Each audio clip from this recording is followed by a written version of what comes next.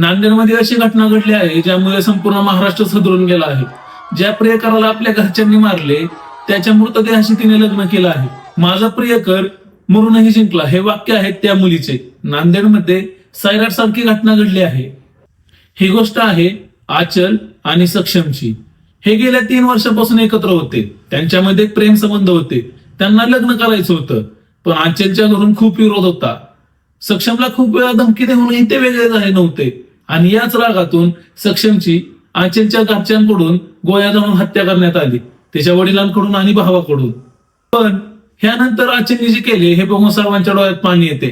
तिने त्याच्या मृतदेहाशी लग्न केले, हळद लावली, एकमेकांना कुंकू लावलं, त्याचं मंगळसूत्र घातलं आणि त्याच्यासोबत लग्न केलं. हे सगळं तिने त्याच्या मृतदेहाशी केलं. हे पाहून सगळ्यांचे काळीज पिळवटून जाते. आपला समाज एवढा पुढे गेला आहे तरी पण असे लोक आपल्या समाजामध्ये राहतात याची खंत वाटते. व्हिडिओ आवडला असेल तर फॉलो आणि शेअर करायला विसरू नका.